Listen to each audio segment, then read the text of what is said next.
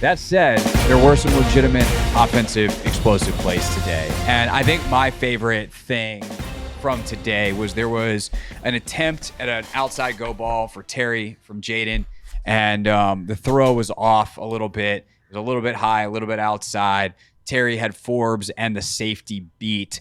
But the throw had to be like a high and outside to be away from those two players. But Jaden just missed it by a little bit too much. And they come back to the sideline, and Terry and Jaden are talking a pretty intense conversation, like clearly productive. It wasn't like they were yelling at each other. It was just like, no, I want this here. I want that there. And I can't, we're not close enough to say who was telling who what, but they were clearly like hashing it out and getting on the same page. And then sure enough, they come back probably 5 minutes later and hit the same exact, deep down the left sideline. I don't know if it was the same play. I don't know if it was the same route, whether, one was like a double move, whatever, because I wasn't watching Terry in that moment, but they hit the big one. And the joy that those two had of doing that, of like, yeah, we fixed it. We got on the same page. You put the ball where I wanted, or where Terry, ran the route where Jaden wanted, whatever fix they made, they hit it. And to see that communication, to see that camaraderie, and then to see ultimately the ability to execute the thing, that's the kind of stuff that brings you joy, Logan, because it might mean we get to watch some good football this year. Yeah, no, that is really cool. And I don't know if it was the play that you're talking about, Craig, but it was like a deep post, and they had cleared it out really well, and there was someone holding the opposite side corner, and they just kind of sailed it. And so again, for them to come back and kind of make those connections later on in practice was cool. It was also cool, I think, to see Zach kind of continue to be involved, but also Jahan, kind of coming alive today in practice, doing some stuff. And we've kind of been speculating about like what his role is going to be and like what his usage is going to be. And I thought he did a lot of good stuff from multiple different alignments that I think will kind of best speak to his skill set, which I think is going to be really cool. So I think the whole thing kind of came alive. I loved, there was a keeper today, a boot out action where, Jaden is rolling to the offensive right. There's a little bit of pressure. Great job by Cole Turner kind of sealing the edge off there. And it's a comeback and everything's covered up, but like good job by Jaden kind of sitting on the throw, throwing it early. Beautiful spiral, anticipating the spot to OZ for a nice big completion, toe tap on the sideline.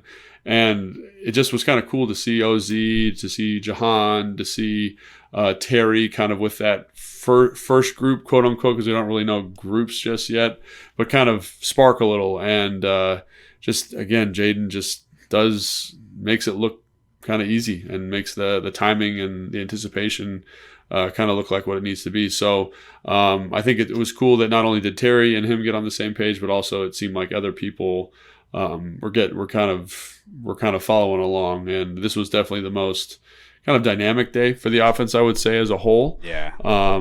Which is good to see. Austin Eckler had a great run, kind of up the middle of the field, made a guy miss. Would have been for a big play. B-Rob had a couple of big runs also, so it was cool to see the offense kind of clicking on all cylinders today, and the chemistry that seems to be developing not only with Terry but throughout that entire group. Yeah, Jahan. I'm glad you mentioned him because I got one in my notes a lot today, where there are a couple of really great plays. There's the one in the 2-minute situation that kind of got that drive going. That you love that up play drawing, design, by the way. Yeah, you wound up drawing that out for me on my notepad here. Yeah, we can't talk about it, but a picture of it so you can remember. I remember it now because if I draw something down, I can remember it. But yeah, it was just such a creative way to get to like a kind of like a day one install concept, like this little tricky high-low with a nice pull out, and it was just like, ooh, this is sweet. And so I get fired up for stuff like that. Yeah, Jaden delivers a dime on it. My favorite play of the day involving Jahan though was there's pressure. And Jahan is running his route, and he's just so patient, and to the point that I almost wonder if he was too patient. And the fact that Jaden and has such great escapability kind of bails him out. But then Jaden it's really more about Jaden than Jahan. Just an unbelievable ball on the sideline, probably about 20 yards. He's rolling to his right. John's on the right sideline, and he's got to get it up over a defender and then back down to Jahan. Yeah. And just the perfect layering on the run. Just it may be the best throw that we've seen from Daniels. He's made a couple of great ones, including today, like the deep ball accuracy, just spectacular. But that throw is like next level special. And I think the thing that really struck me about it, Logan, was how easy he made it look. Like the fact that he just continuously never looks stressed is really somewhat absurd, frankly, for a rookie. Nevertheless, impressive. Yeah, very calm. And in addition to that play, he had one where they're getting a little pressure. He throws a early back shoulder to Jahan that ends up getting completed. Might have been like a predetermined comeback on like a box fade type thing, but yep, like just the anticipation of that throw was great. And again, like it's great to see him be calm, cool, and collected. Some of these were kind of borderline. I think a couple of those there might have been some free rushers and stuff that you're kind of just playing through the down as the quarterback, which is awesome. But yeah, I don't want to overhype him because I know fans like to hear one positive thing and they're like, "Oh my God, he's Peyton Manning."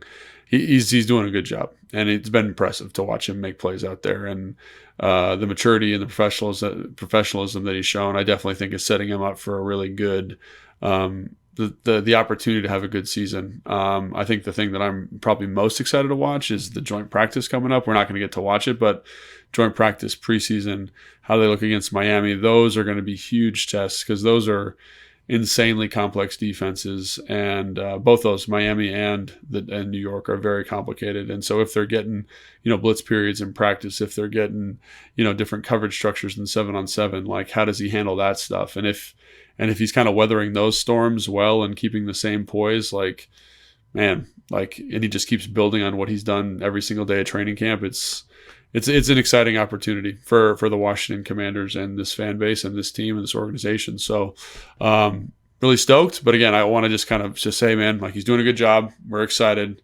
but we're not playing like real football just yet. So yeah, for sure. Meanwhile, the other groups offensively, so they end practice in 2 minutes, and they two different situations. Daniels was actually in with the ones, and that was like a true ones. It was from Daniels to the 1-0 line to the 1 receivers, 1 tight ends, etc. It's one of the first times that we've even seen that. Normally there's some kind of mixing and matching, right. But 50 seconds on the clock, it's 28-24, and they're got 35 yards and need to score a touchdown, and they crush it. They started with that play that we talked about earlier to Jahan, and ultimately it ends on a 4th down touchdown to Zach Ertz. So good job out of Jaden and the crew there to get it in. They were very silly dancing afterwards, so that was fun watching the guys show that joy. And then Marcus comes in, and he's got the 2-0 line, he's got the backup receivers. And my drive summary for that one, Logan, is penalties, BS, Tremaine for 60. Yeah. And which I only mentioned because I want to talk about Bryson Tremaine / I want to let you talk about Bryson Tremaine. Yeah, I mean, Bryson Tremaine is one of my favorite players on the roster currently, and I don't know if he's going to make the team or not. I have no insight on that, but if he keeps doing what he did today and he keeps doing what he's done the first 5 days of training camp, I think he's going to be all right. So it's basically like they are using him, at least to my eye, approximately or what would approximate like an X receiver, kind of like your isolation guy on the ball. And they've been getting in these formations, kind of stuff we talked about, we saw in Arizona, where it's, they find ways to get that player good one-on-one matchups versus man coverage.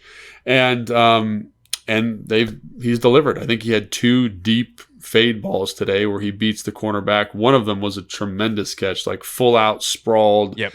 Catching the ball against his face mask, belly flop on the ground, gets up and continues to run afterwards. Yeah, the guy beat so bad. The other one was kind of a high top, over the top catch, on the sideline.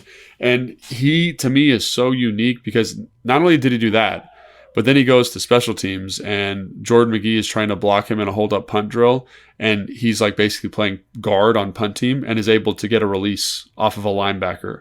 So he's 6'4.5", 6'5", he's 220 pounds, but plays with tremendous strength.